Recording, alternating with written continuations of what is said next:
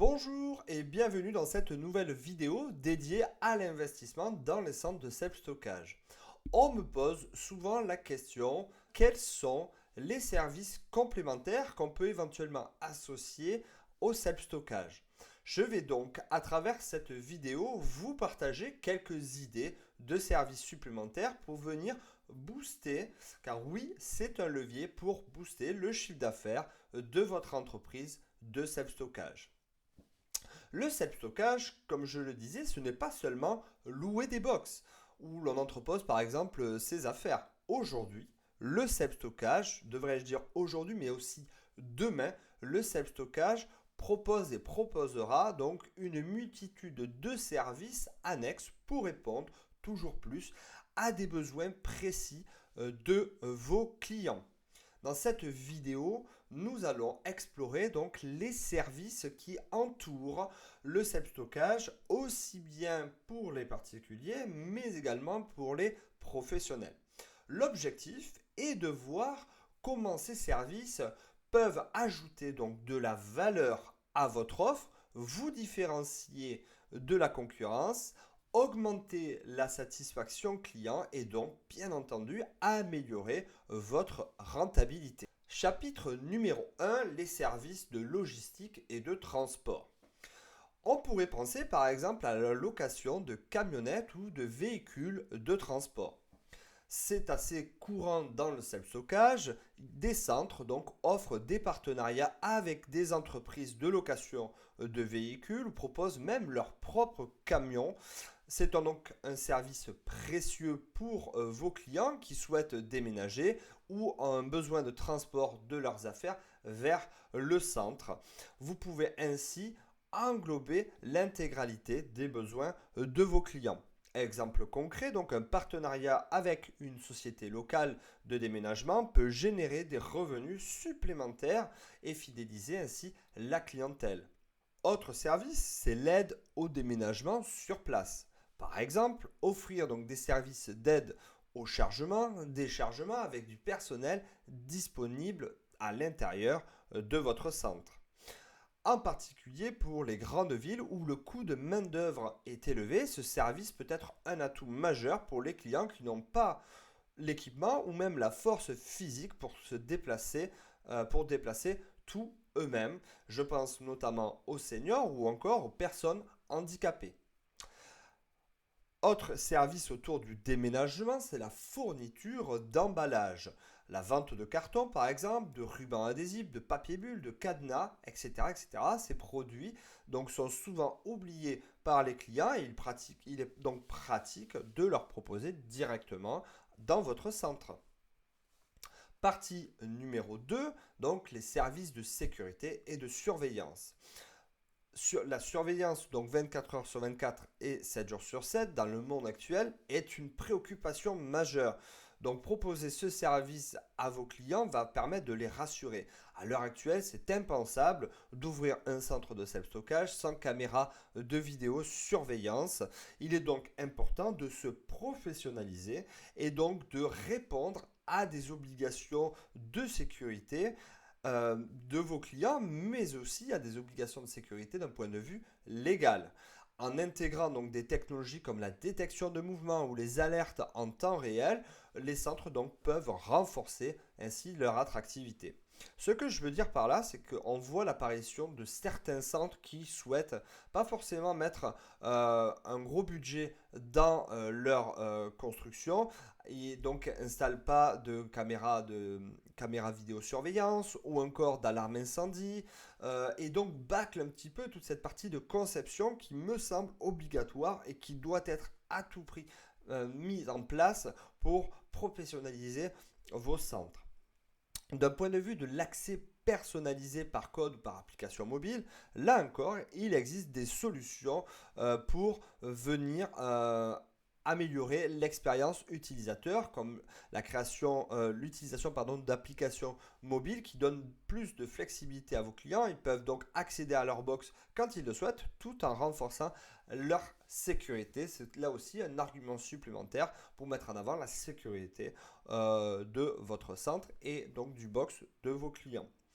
Autre élément, c'est l'assurance. Donc proposer une couverture d'assurance pour les biens stockés, cela peut être inclus dans l'offre de base ou proposé en option selon les besoins du client. Pour cela, je vous inviterai donc à vous rapprocher de votre assureur pour venir ficeler tout ça et rester bien entendu dans la légalité. Passons maintenant à la partie 3, les services pour les entreprises. Des espaces de stockage dédiés aux entreprises qui font du e-commerce sont une tendance majeure dans le self-stockage. En effet, de plus en plus de centres proposent d'accueillir donc ces petites entreprises ou grandes entreprises, notamment sur la partie donc du e-commerce. Donc proposer des espaces spécialement conçus pour les entreprises qui stockent leurs marchandises est donc un excellent moyen d'attirer ce type de clientèle. Donc en plus des box traditionnelles, offrir donc des services de gestion des stocks ou d'expédition peut apporter de la valeur ajoutée, gagner du coup des parts de marché sur ce type de clientèle. Autre service, c'est la réception et la gestion de colis. Donc beaucoup de centres proposent donc de la réception de colis pour les entreprises en utilisant le centre donc comme un entrepôt. Donc une entreprise e-commerce peut donc déléguer la gestion de ses retours produits directement au centre de self-stockage par exemple. On peut aussi apporter des espaces de coworking. Donc une idée de plus en plus populaire est donc d'inclure des espaces de coworking pour les petites entreprises ou les indépendants qui utilisent le centre comme base logistique. Donc cela renforce la relation client et même peut encourager par exemple à des partenariats. Autre élément, c'est les archivages sécurisés pour les entreprises. Les entreprises ont souvent besoin d'espace pour stocker leurs archives. Proposer par exemple des espaces d'archivage sécurisés avec des options pour le classement ou la destruction de documents est donc une véritable opportunité. Partie 4. Partie 4, donc l'expérience client. Donc parlons ici de la simplification et de l'automatisation. Donc les applications de gestion en ligne, donc par exemple, vont vous permettre d'offrir par l'intermédiaire d'une application mobile. Cela permettra donc aux clients de gérer ses contrats, de payer en ligne et même de contrôler l'accès à leur box. Donc de plus en plus de centres utilisent cette digitalisation des services afin de rendre l'expérience client toujours plus fluide. Parlons également des portails automatiques et un accès 24 heures sur 24, 7 jours sur 7. Donc proposer donc une véritable flexibilité sur les horaires va vous permettre de toucher une plus large gamme de clients. Donc ce service est donc très apprécié pour les clients professionnels qui cherchent de la flexibilité. Toujours pour les entreprises, la création de box avec température et hygrométrie contrôlée. Donc pour les clients par exemple qui stockent des biens sensibles, je pense notamment aux antiquaires, aux collectionneurs d'art, aux commerçants de boutiques de vin par exemple, ils vont avoir des besoins de stockage climatisé et donc proposer donc des espaces climatisés, cela va vous permettre donc de louer vos box bien entendu à des tarifs plus élevés, mais également de cibler ce type de clients.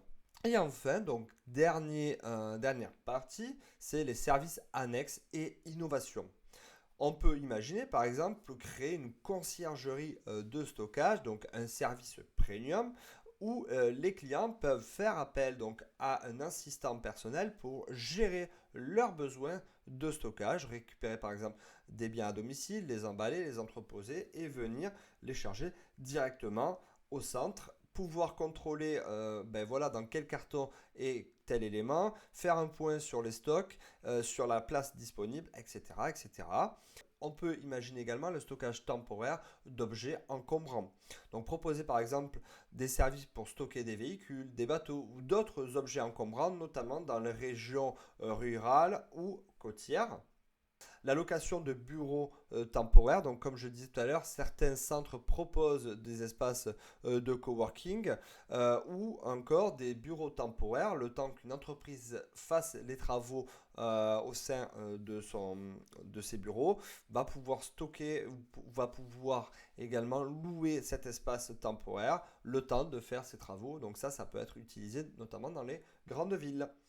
En conclusion, donc, comme nous l'avons vu, le self-locage ne se résume pas finalement à louer un simple box. C'est un véritable service que l'on propose ici. C'est une plateforme de service aussi bien pour les particuliers et donc pour les professionnels. Si vous êtes propriétaire d'un centre de self-stockage, vous envisagez de vous lancer, vous pouvez enrichir donc votre offre, vos offres avec ces services annexes. Cela vous permettra donc de vous différencier de la concurrence et de mieux répondre aux attentes de vos clients.